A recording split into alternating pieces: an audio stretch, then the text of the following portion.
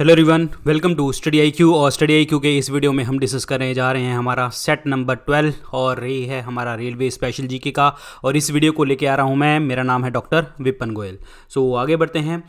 आप मुझे different social media के साथ जुड़ सकते हैं। इन सोशल मीडिया में खासकर दो के साथ जुड़ जाइए, जो है यहाँ पे टेलीग्राम ग्रुप के ऊपर आपको पीडीएफ्स मिल जाती हैं हर लेक्चर्स की। और दूसरा इंस्टाग्राम के ऊपर मैं डेली क्विज डालता हूँ। और प्लस जो है यहाँ पे मैं काफ़ी एक्टिव रहता हूँ इंस्टाग्राम के ऊपर। तो अगर किसी बच्चे का डाउट होता है तो मुझसे यहाँ से पता कर लेता है। सो आपको फॉलो करना है डॉक्टर विपिन गोयल के नाम से।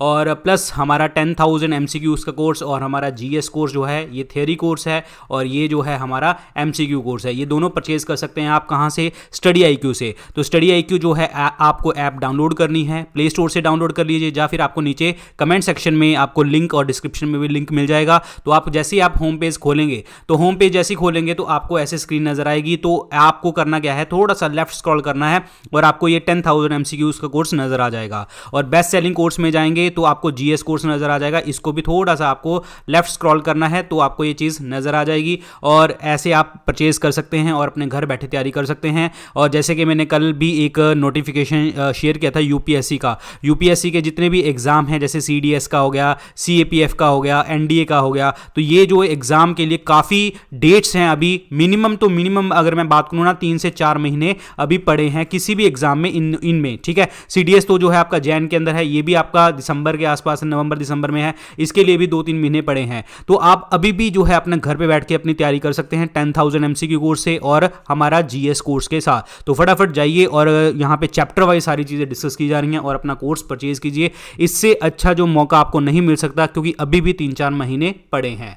और दूसरा हमारा GS कोर्स थियरी कोर्स है, और इसमें आप VIP 500 कूपन कोड यूज करेंगे तो डिस्काउंट मिल जाएगा। मात्र देखिए, सीधी सी बात है यार, ये भी आपका 2,000 रुपीज़ पर ईयर का है खर्चा, और ये भी आपका 2,000 रुपये का खर्चा है, और इसमें तो 2 साल की वैलिडिटी है। तो अगर आप इतना खर्च नहीं कर सकते अपने पढ़ाई के ऊपर तो आप तो फिर ठीक है, आपके ऊपर है, ठीक है। देखिए, अगर आपकी तैयारी अच्छी है तो आप जैसे आपको लगता है कि वैसे कीजिए, कोर्स भी परचेज करने की फिर ज़रूरत नहीं है। अगर आपको लगे कि हाँ आपकी तैयारी अच्छी नहीं है, आपको करनी चाहिए, तो आपको कोर्स परचेज करना ज़रूरी है, 100% ज़रूरी है। क्योंकि कोचिंग में क्या होता है कि जब आप किसी भी चीज़ को आप पढ़ते हो ना, तो आपके ऊपर एक बंदिश लग जाती है, यार मुझे पढ़ना है। अदरवाइज़ क्या होता है कि कई जो होती हैं, जैसे वीडियोज़ होती हैं, कई आपको मिल जाती हैं इधर से उधर से, तो उसमें आपका मन नहीं लगता। क्यों? क्योंकि आपने जब तक कोई दाव पे ना चीज़ लगाई हो ना, तब तक वो चीज़ आपको मिल नहीं पाएगी। ये चीज़ हमेशा याद रखना, जब तक आपकी कोई चीज़ दाव पे नहीं लगती तब तक जो है आपको जो मज़ा नहीं आएगा, उसका नतीजा नहीं मिलेगा,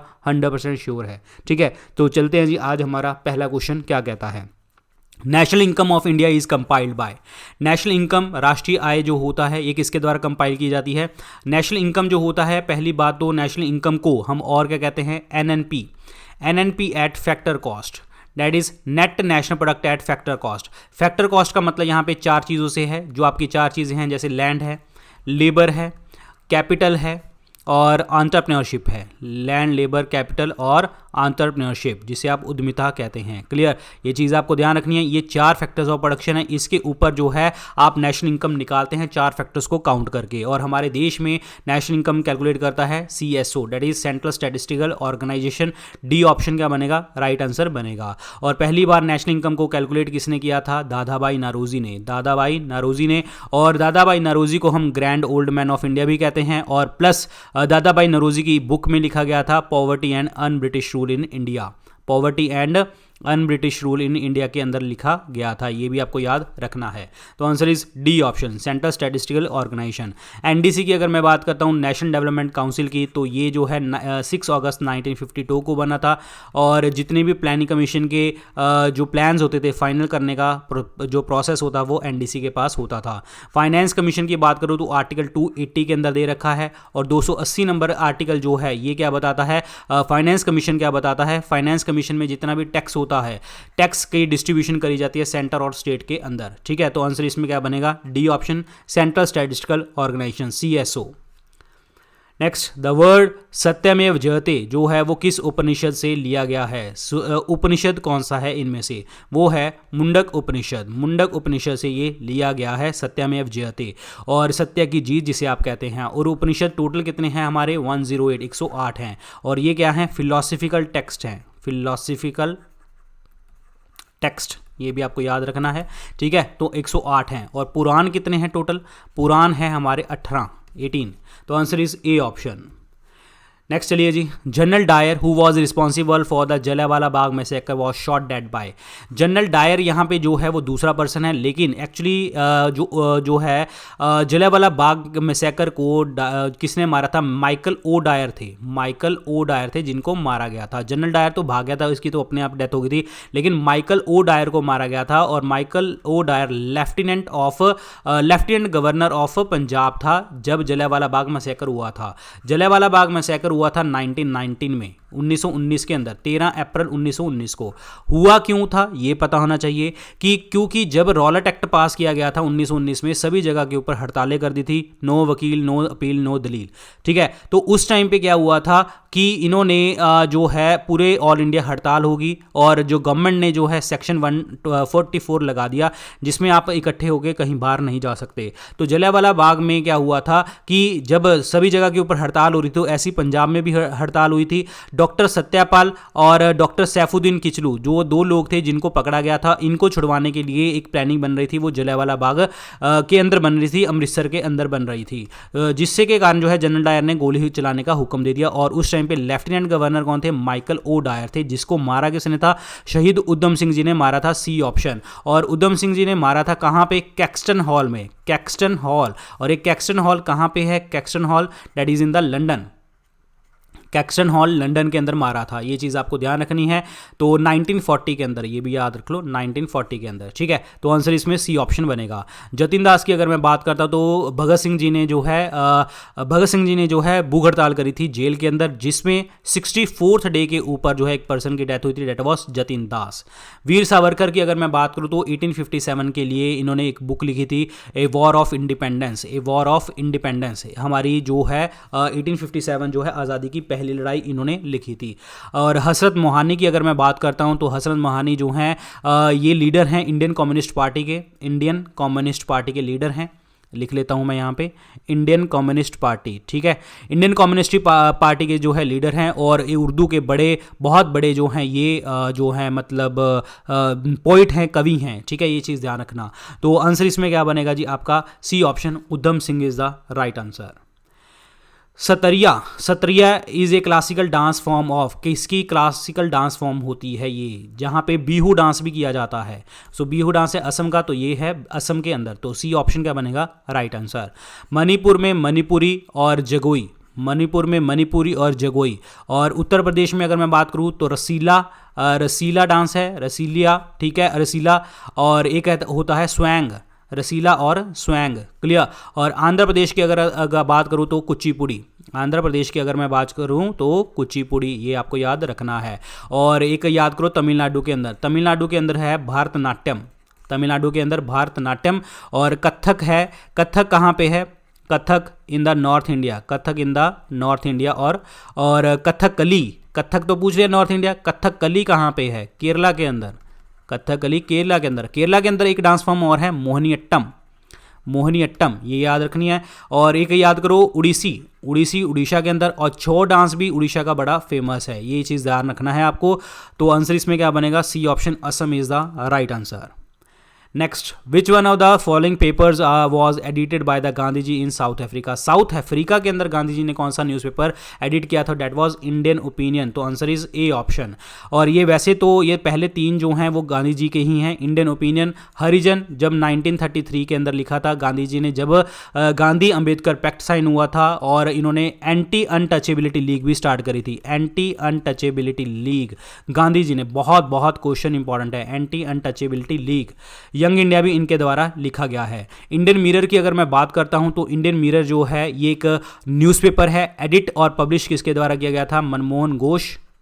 मनमोहन घोष और देवेंद्र नाथ टैगोर जी द्वारा। कहां से? कैलकाटा से ये पब्लिश किया जाता था।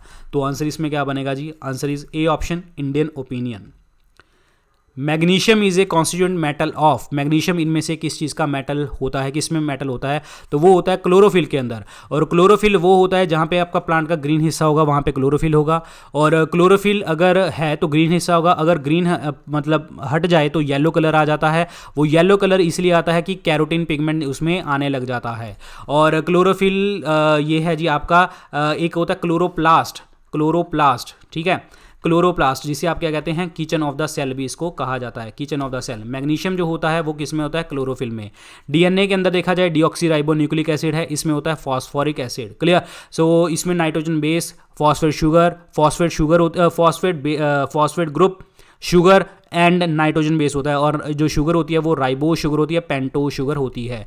माइटोकॉन्ड्रिया की अगर मैं बात करता हूं तो माइटोकॉन्ड्रिया है power house of the cell, power house, क्योंकि इसके अंदर एटीपी मॉलिक्यूल होता है, एटीपी मॉलिक्यूल, एडिनोसिन ट्राइफॉस्फेट, जो आपका एनर्जी करेंसी है, जो आपका energy currency of the cell है, एनर्जी करेंसी। और एक चीज़ आपको मैं बताता हूँ, माइटोकॉन्ड्रिया ही आपका क्या है, respiratory site of the cell भी इसको कहते हैं, और इसके अंदर डीएनए मॉलिक्यूल भी देखने को मिलता है। राइबोसोम की बात करूँ तो राइबोसोम आरएनए के बने होते हैं, और राइबोसोम जो होता है वो protein factory of the cell भी इसको कहते हैं। एक चीज़ आपको मैं बता देता हूँ कि डीएनए जो होता है वो 3 ऑर्गेनेलिज्म में होता है, जिसमें आपका माइटोकॉन्ड्रिया आता है, न्यूक्लियस आता है, और आपका क्लोरोप्लास्ट आता है। एमएनसी वर्ड याद करो, याद रखा जाएगा। डीएनए 3 में होता है, एमएनसी में किसमें, माइटोकॉन्ड्रिया, न्यूक्लियस और क्लोरोप्लास्ट में। आंसर इसमें क्या बनेगा जी, A option, chlorophyll, magnesium.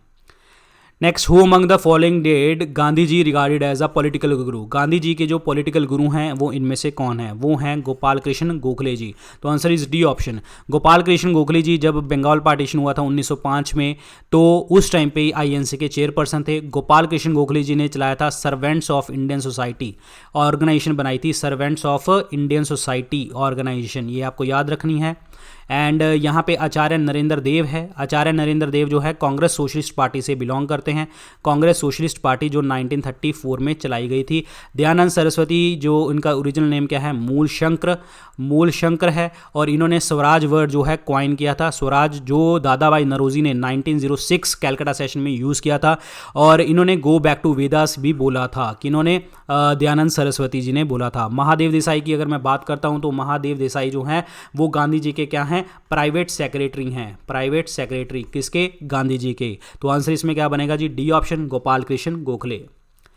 C water is saltier than the rain water because, जो बारिश का पानी जो है वो कम सॉल्टी होता है, नमक होता है, लेकिन सी वाटर में ज़्यादा नमक होता है। बिकॉज क्यों, क्योंकि जैसे आप देखेंगे बारिश हुई और इसमें क्या हुआ, जितने भी पानी जहाँ से फैला, रिवर्स सभी जगह से मिट्टी से पिघल के वो आएगा, सारा का सारा आएगा, और सारा का सारा जो मिट्टी वाला पानी है, नमक वाला पानी है, वो आके समुद्र में मिल जाएगा। तो ऑब्वियसली बात है समुद्र के अंदर जो है ज़्यादा सॉल्ट होएगा। जब सॉल्ट ज़्यादा होएगा तो इसका मतलब क्या है, डेंसिटी भी वहां पे ज्यादा देखने को आपको मिलेगी। क्यों, क्योंकि इंप्योरिटीज आ गई, घनत्व भी बहुत ज्यादा देखने को मिलेगा। इसीलिए जैसे डेड सी वगैरह होता है, डेड सी में आप छलांग लगा दो तो आप डूबोगे नहीं, क्यों, क्योंकि उसकी डेंसिटी बहुत ज्यादा है। क्यों, क्योंकि वो जो है बहुत ज्यादा सॉल्टी है। तो उसमें अगर आप डेड सी में छलांग भी लगा दोगे तो आप ऊपर तैरते जाओगे। क्यों, क्योंकि डेंसिटी होती है। तो इसका रीजन क्या है, सी वाटर सॉल्टी का, कि river wash away salt from the earth and pour into the sea. तो आंसर इसमें क्या बनेगा, सी ऑप्शन बनेगा। रिवर जो होती है वो सॉल्ट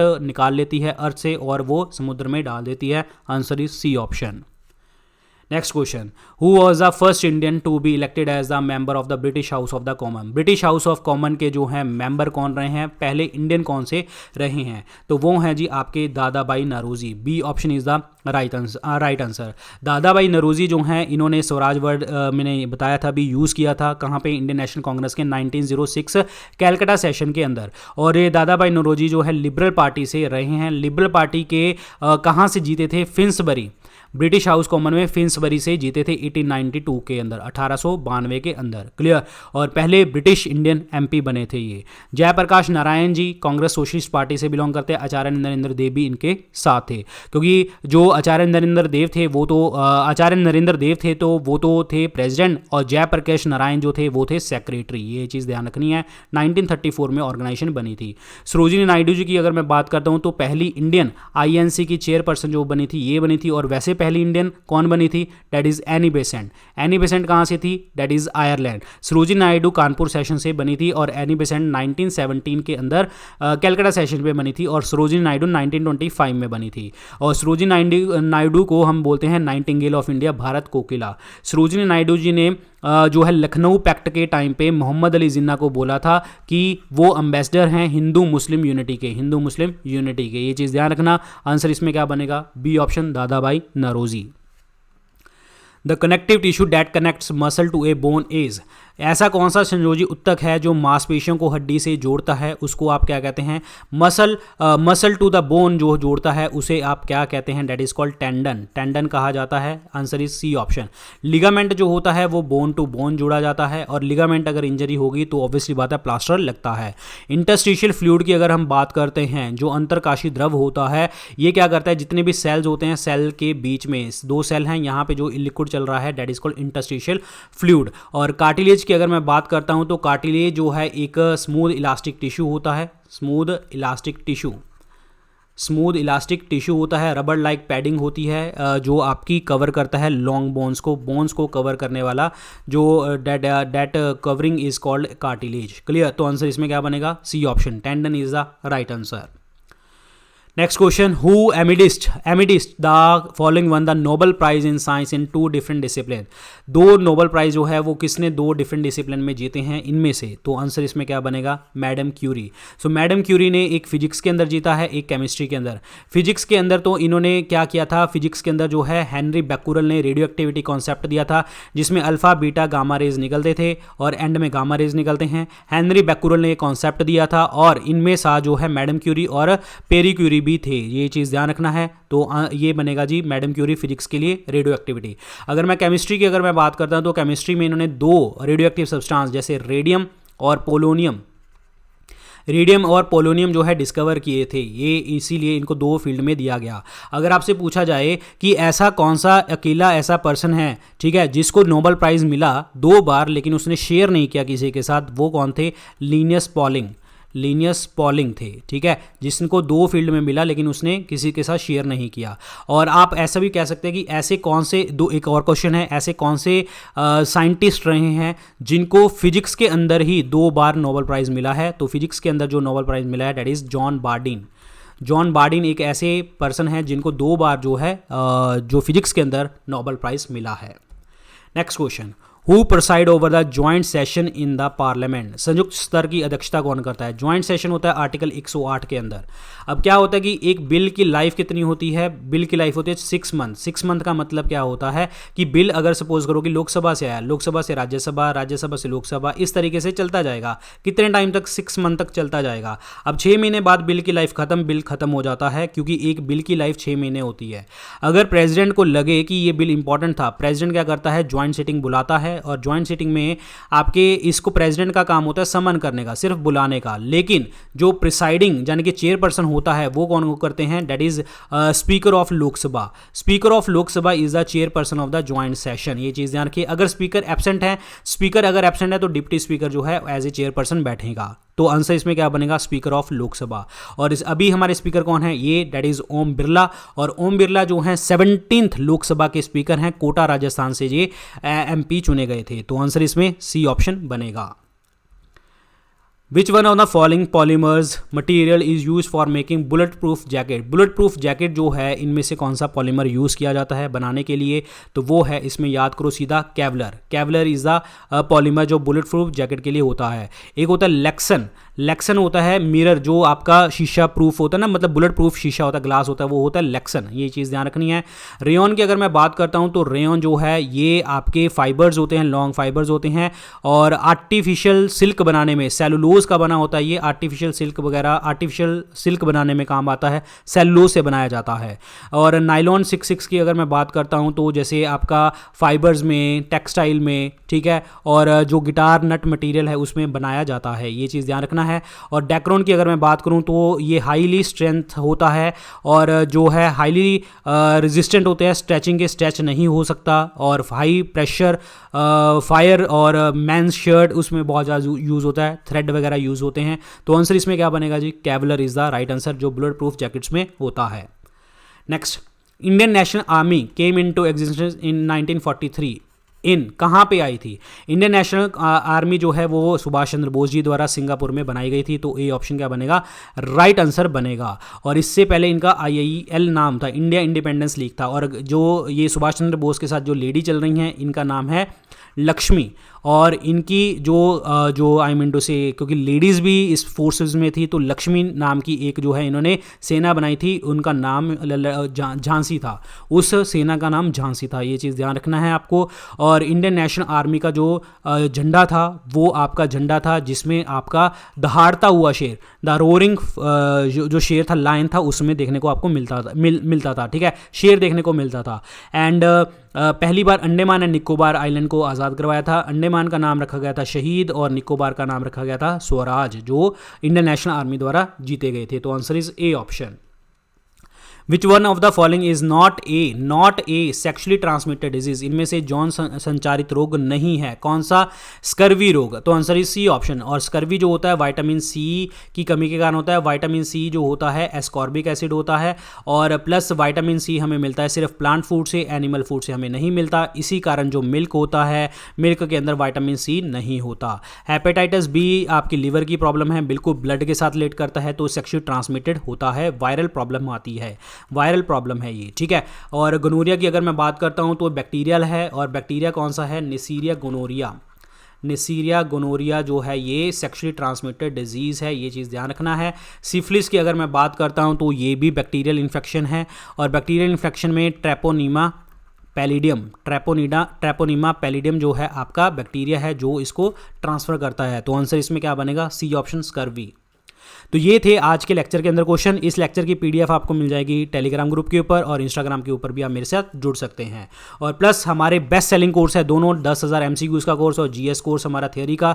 आपको करना क्या पड़ेगा? स्टडी IQ की ऐप खोलिए, उसको डाउनलोड कीजिए। स्टडी IQ जैसे ही खोलेंगे होम पेज नजर आ जाएगा, तो होम पेज नजर आएगा तो ऊपर स्क्रीन अपने आप चलती आएगी, तो इसको लेफ्ट स्क्रॉल करना है, तो आपको ऐसे 10,000 MCQs का कोर्स नजर आ जाएगा।